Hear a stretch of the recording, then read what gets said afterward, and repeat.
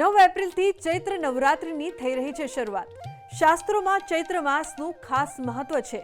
એવું માનવામાં આવે છે કે બ્રહ્માજીએ ચૈત્ર મહિનાથી સૃષ્ટિની રચના કરી હતી. તેથી તેનું ધાર્મિક મહત્વ ખૂબ જ મહત્વપૂર્ણ માનવામાં આવે છે. પણ સાથે જ ચૈત્ર નવરાત્રિમાં પૂજાતા મા દુર્ગાના 9 સ્વરૂપોની વિશેષતા શું છે? ચાલો જાણીએ. નવરાત્રિના પહેલા દિવસે માતા શૈલપુત્રીની પૂજા કરવામાં આવે છે. માતા શૈલપુત્રી પર્વતરાજા હિમાલયની પુત્રી છે. તેથી તે પાર્વતી અને હેમવતી તરીકે પણ ઓળખાય છે. શૈલપુત્રી માતાની પૂજા કરવાથી મન વાંછિત ફળ મળે છે.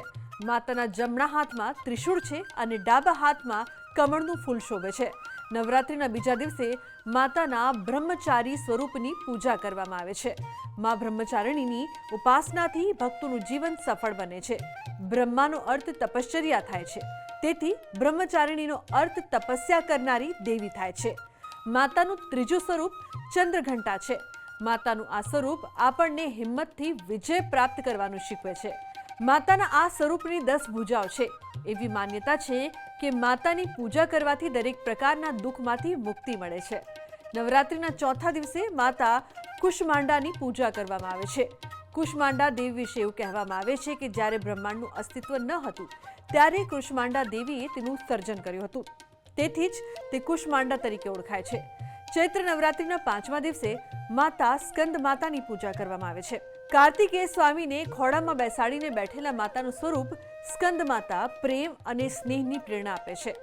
નવરાત્રિના 6ઠા દિવસે દેવી માતાના શક્તિ સ્વરૂપ કાત્યાયની માની પૂજા કરવામાં આવે છે.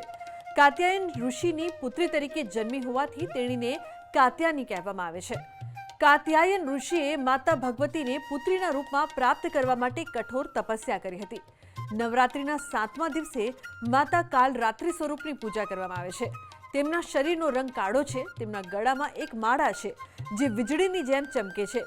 તેમની 3 આંખો બ્રહ્માંડની જેમ ગોળ છે જેમાંથી પ્રકાશ નીકળે છે. માતાનું આ સ્વરૂપ જીવનમાં પ્રવર્તતા અંધકાર સામે લડવાની પ્રેરણા આપે છે.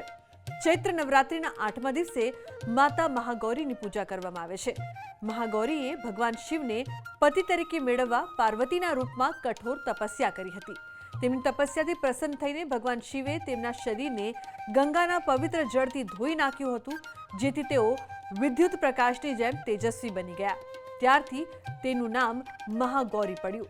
ચૈત્ર નવરાત્રિના 9મા દિવસે મા જગદંબાના સિદ્ધિદાત્રી સ્વરૂપની પૂજા કરવામાં આવે છે. માતા સિદ્ધિદાત્રીને મોક્ષ આપનારી દેવી માનવામાં આવે છે. માતા સિદ્ધિદાત્રીના મુખ પર તેજસ્વી આભા દેખાય છે. આ પ્રકાશ તમામ વિશ્વ માટે સુખાકારી લાવે છે.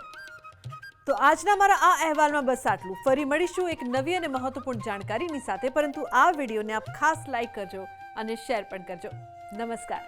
આ નવરાત્રિમાં 9 દેવીની પૂજા આરાધના કરવામાં આવે છે. કારણ કે શક્તિ વગર આપણું જે શરીર છે એ પણ અશક્ય છે. એનું કોઈ કામ નથી.